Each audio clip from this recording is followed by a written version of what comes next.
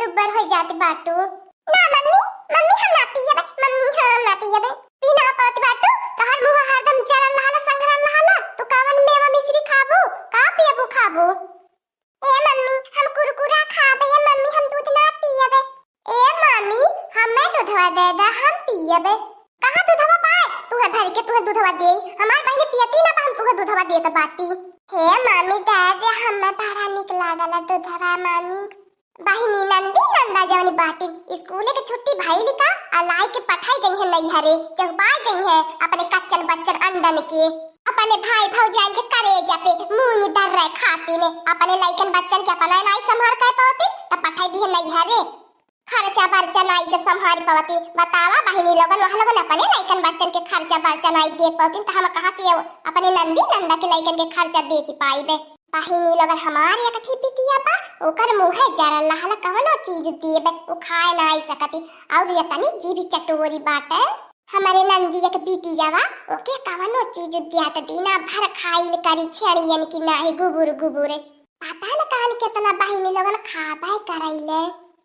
हे मामी दलिया भातावा त्यानी कारा। हे मामी अक्की पुड़िया दादा कर में तोहर माई दादा कह के धई के गाल बाटा का तुहे दई दे खाबू। जब तक तोहर माई रानी है भुजता चली गई नी है का जाने कि हो हमार भौजाई बाय कहियो हमारे दिन रात कामे आई। अब तो यही हमारे मुड़े पे लाइक सवार कई जाईनी। ए मम्मी तब हमें काहे बोलती कहती बातू हम का करीला? ए मम्मी इतना गुस्सा नहीं करा, चल जब अपने घर तो खुद ही नहीं आई। एक महीना खाते नहीं आ जाएला तू एकदम से लगा नी चिल्लाए। ए हमारे नंदिया का बिटिया बा हम मामी मम्मी मत कहो।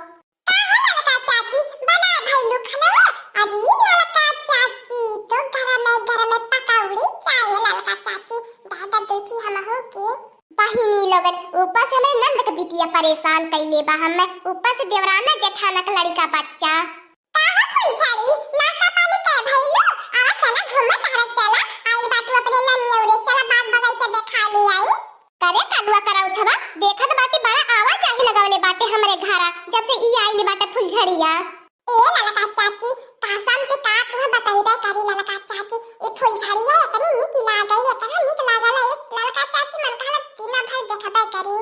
ए ललका चाची काहे फुलझड़िया से हमारे ही लगन बियाह करवाई दे तू भगल लेनी देनी के बियाहवा कई लेबे करे कालुआ करठा चलू अब तने महतरिया के नहीं बता बाटी तखने हो जीजी के अब बतावत बाटी तो के बियाह केतना साउ की चाखली बाय अब बैसे पढ़ाई लिखाई तो कोई अच्छा ना आवत आ दूसर हो के पढ़ाई लिखाई नहीं देबे आ खाली बस तोरी है नैन मटक्का ढेर लड़ाला गाय में जौनी लड़की आ जाइए आ कुल लड़की से लगैले नैन मटक्का लड़ावे का करी ललका चाची हम थोड़ी ना नैन मटक्का लड़ाईला हम नहीं देखत बाटू हम इतना सुंदर हैंडसम है हम देख के कुल लड़की खुद ही मारे मिटैनी। हां काहे न तावक पेनी तोरे आगे झंख मारे रे तावक पेनियो शर्माई जाती होई कि हमारो होती के हकारा उछाबाए। ए ललका चाची देखा हमार फुलझड़ी के सामने बेइज्जती मत करा जनलू की नहीं वरना धीरे धीरे लाइन पे लेवत बाटी तू हमार बेइज्जती अपमान करत बाटू वन के सामने में करे फुलझड़िया यही के नाते तोर माई पठाई के गइल बाटी नहीं है तोर माई यही के नाते कहले बाटी जो बहनी ननी औरो में नैन मटक्का लड़ाए। ए मामी हम नहीं नैन मटक्का लड़ावत बाटी हम का जानी नैन मटक्का का होला तू खाए बनावे के मारे हमें झूठ लगावत बाटू नैन मटक्का लड़ावत है। हां कलुआ झूठ कही लगावत है फोन तोरे महतारी केन बतावत बाटी तोर कारनामा करे ए लड़की जब से तोर चूल्हे में राजरिया से पियाई गईली बा तब से त 12 बजे खाना बनाई के देली बता बारे मने भुखाए न मर जाए ते हे हमार बड़की जीजी अब तो यहाँ पर राजरिया से लेके देखा तो न बनाऊ तो खिया तू ने अदन की बनाई के भरा में 4 बजे हमहु के दे देवल कर हमहु खाई लेई करे कल्लुआ तय का करत बाटे वो देखिला हमार बड़की जीजी हम कुछ कहत त खराब होई जाबे हजन बाटी नी फुलझड़ी का भाई फुलझड़िया के का भाई फुलझड़िया के 4 दिन खाते नहीं आ जाले फुलझड़िया तो तोहरे अपाहड़ बुझाए लगाला कहां मैंने रोज नंदी नंदक बिटिया बेटा आ पावे ने ये छुट्टी में 1 महीना का छुट्टी भइल बा आ गई नहीं तो तू मान त पूरा रोज घर में फुलझड़िया रट्टा लगावले रहैली। ए हमार बड़की जीजी हमें कौन जरूरी है रट्टा लगावे के आवा तो न चुल्ही बनाई के खियावा तू पियाव तू तब तू ऐसा रट्टा लगावा तू हर दम मामी दाल दे मामी भात दे मामी इतनी बड़ी होई गई नहीं लेके नहीं खाए भर के बाटी मामी जब दी है तब लेके खाई है गाय में तो 4 दिन नहीं भैल कलुआ से ज्यादा चीन परिचय हो गल नैन मटक्का फुलझड़ी लेकिन खाना लेके खाए भर के नहीं बाटी नी। ए फुलझड़ी ई हम का सुनत बाटी ई ललका बजन कहती बा सही बा ई त कलवा से नैन मटक्का लड़ावती बाटी। नाही बड़की मामी हम नहीं कलवा से नैन मटक्का लड़ावत हई हम तो जनबे ना करी त कलवा के। ए बड़की मामी छोटकी मामी झूठा झूठा कहती है इन हमें। हां फुलझड़ी त हम कौनो शिकायत नहीं सुने चाहे कि तोहर महतरिया पहुंचाए के गइल बाटी ननी और हम तो चाहे जन गुल खिलावा हमने काट दे के दहिया निम्मन कई देवे। ए फुलझड़िया अकलवा सन की दूरे रहे अकलवा बहुत रद्दला अंडा पाए कोवा हमार बड़की जीजी इतनी बड़ी है नी हाथ पात नहीं बटावे भर के बाटिन चुलिया में खाली हमारी बिटिया का दाज दई के बैठल बाटिन खाए। ए बड़की मामी ई तो अपने बिटिया से नहीं कुछ कराउतीन त हम काहे कुछ करी। आइल बाटू ये पटीदार बने हमें बिटिया पटीदार बनबू हमन चाहे अपने बिटिया से कराई चाहे जिद कराई हम अपने बिटिया के है न बना के खियावे भर के त हम काहे तुम्हें बना के खियाई। देख उला लकी इहा तोरा ना निक लगती आदत लड़का छेहर के देखा भी लड़का छेहर से लग भी पटीदारी करे माने देवराना जेठानम त करती रही लेकिन वो बच्चन से पटीदारी। ला दे पकौड़िया बन गई हो तो ला दे पकौड़िया चाहवा का करी बड़की जिज्जी बनाए के निकाल के त लईकी आवता रहनी है तोहरे लगा लेकिन तीहे जन फुलझड़िया बा ये फुलझड़िया भी चम फसाई हले है महकत बा निक बाटा ई तो सही में लड़की तोरे हाथान त जादू है जादू। रहा त हमार बड़की जीजी इतना डांट फटकार लगाई के आइल बाटू हम मनावे। अरे त तो कुछ ना हमार छोटकी देवरानी बाटी आ का करी उतना तन की बोलब जरूरी बाय तो अपने छोटकी बहन के हक से बोला नहीं है। अल्लाह याद दे पकौड़ी औरो दे हौ दूधौ तन की गवा कई दे आ पुड़ियो दे।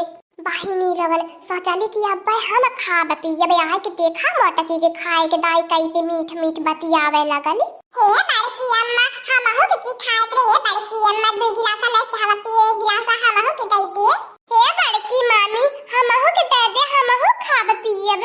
चुप रह तू अब जहां बैठल बाटू तहां बैठल ला पहले हम खा पी ले तब खाया पिया। और ये हमार बहिनी है देख ले बड़की जीजी अब ले त नंदिया के बिटिया 2 दिन खाते नहीं आईली बा अब तो अपने खाई लेके आ गई है देख ले नंदी की बिटिया भुलाई गईली। का ये ललका बहिनी आज तोहरे घर पकौड़ी चाय बनती बा का बड़ा महकत बाए नून रोटी बहिनी लोगन बनी त क्या नहीं पूछा आई आ जाने दिन पकौड़ी छान दिए वो दिन सूंघत सब आई जाई। अरे हमार ललका बहिनी हम जानत रहनी है ई सेंटा वाला ललका के घर से आ सकाली ऐसन ललका बना सकैनी टोला मोहल्ला में ऐसन के बनावे के ढंग है न पाए। का ये कलुआ त पहिला वैसे पहुंचल बाटे अपने बड़की अम्मा के तब तो खाओ त भयल होबे। ए हमारे अम्मा ललका चाची के बड़की अम्मा के बेहद न समझ जा खाली हलवन आपन पेट जीभ सवाद मन का है दूसरे के नहीं देवे वाली है दूसरे खाए वाली बाटी में अपन नहीं देवे वाली है। का ये कलुआ या का काहे बोलत बाटे अब देखा लड़का बहनी हम कितने बढ़िया से थरिया में दई के गिलास में चाय अब बैठाए के खियई है पियई है या का काहे बोलत है ओहा लोगन के जीव की नहीं के हो जीव पाए। काहे में अम्मा हम ना देखती बाटी फुलझड़िया के आइल बा बेचारी अपनी नानी औरे आ दोनों मामियों के अपने है खाइले से फुर्सत नहीं पावती बाटी में काबई से बेचारी मांगत बहे मामी दूधवा दे दे थे मामी चाह पकौड़िया दे दे दोनों मामियों कर बोले कि पहले खा ली तब दे त बाटी तो के।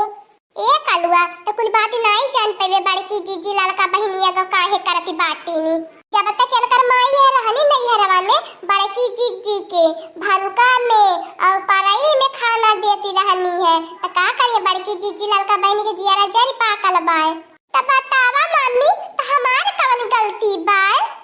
ए बहनी फुलझड़ी तोहर गलती नहीं बाटे तोहर ये तनिए गलती बा तो उनकर बिटिया बाटू। हे ललका बहनी ले आवा दे पकौड़िया चाहवा हम जानत बाटे तहां लोगन के जियारा कैसन बे गौवा में केहू के जियारा नहीं बाटे।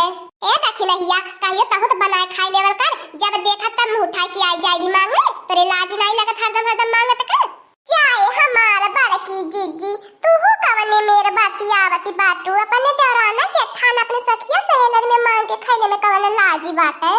दे दहो हमार बड़की जीजी देबू ना तो जान लिया तार पेटाओ गड़े लगी नजर लगी जाई। हाँ ये लड़का बहनी ये तो जवनी पेड़ावा पे लखी देनी पेड़ावा छुराई जाला बहनी दई देनी थमहु छुराई जब लखी देली बाटी नी अरे खाने देख रे ये आवा बैठुआ। ए बड़की अम्मा हम हो के ए मम्मी हम हो के अब आवा सब जने बैठ के खाया बाबा बैठा। हाँ दोस्तों आज का कार्टून कॉमेडी वीडियो यहीं तक था। आगे का कार्टून कॉमेडी वीडियो देखने के लिए हमारे चैनल को सब्सक्राइब करिए। हमारे चैनल का नाम है दीदी कार्टून ऑफिसर। और हाँ दोस्तों हमारी वीडियो को ज्यादा से ज्यादा शेयर करें लाइक करें बेल आइकन को दबाना मत भूलिएगा सब्सक्राइब करना तो बिल्कुल मत भूलिएगा। और हमारी कार्टून कॉमेडी वीडियो देखने के लिए आप सभी को धन्यवाद।